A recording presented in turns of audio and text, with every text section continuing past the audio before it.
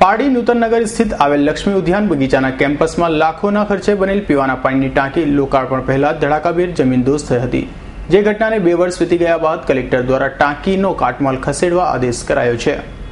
પારડી લક્ષ્મી ઉદ્યાન ગત તારીખ 17 જુલાઈ 2012 સાંજે 5 કલાકે પીવાના પાણીની ટાંકી જે ધડાકાભેર લોકાર્પણ પહેલા તૂટી પડી હતી અને પીવાની ટાંકી પશ્ચિમ વિભાગ તરફ રહેતા નગરજનો માટે સમસ્યા બની ગઈ હતી। સરકાર દ્વારા જીયુડીસી ગાંધીનગરની સંસ્થા દ્વારા કરોડો રૂપિયાના ખર્ચે ટાંકી તૈયાર કરી હતી, પરંતુ આ ટાંકીના કામમાં ભ્રષ્ટાચારની પોલ ખુલી ગઈ હતી। જે ઘટનાને 2 વર્ષ વીતવા છતાંય તૂટી પડેલ ટાંકીને કાટમાળ ખસેડવામાં આવ્યો નથી અને અહીં રોજના આ ટાંકીના કાટમાળમાંથી સળિયા મોટા ભાગના કોઈ ચોરો ઉઠાવી રહ્યા હતા।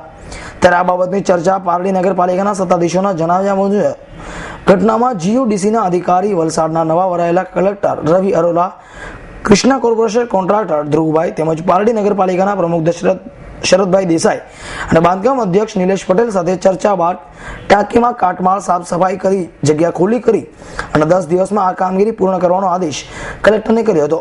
જે કાટમાળ ખસેડવાની કામગીરી આજ રોજ કરાતા સમગ્ર હકીકતની જાણ કોન્ટ્રાક્ટરના સુપરવાઇઝર જિગ્નેશ પટેલે જણાવ્યું હતું।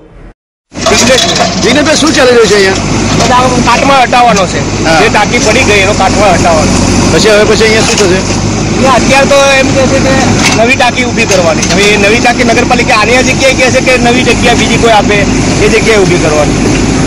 આ ટાંકી ક્યારે પડી ગઈ હતી તો ખબર નહીં એક્ઝેક્ટ આપણને। ને આનો જે કોન્ટ્રાક્ટ કોને આપવામાં આવ્યો કાળજ ખસેડવા માટેનો?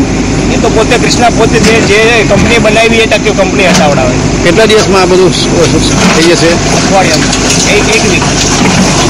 હા, 1 વીક પછી પછીનું જે ટાંકીનું નવું નિર્માણ જીયુડીસી દ્વારા કરવામાં આવશે? પાછી એ ટાંકી જીયુડીસી દ્વારા જ કરવામાં આવશે, પણ એની માટે જગ્યા આઈ થિંક તો આપેલી છે, પેલો કિલ્લા ઉપર આપે છે એ રીતની વાત છે। હવે એક્ઝેક્ટ તો કંપની જાણે છે કે તમે માત્ર અહીંયા સુપર।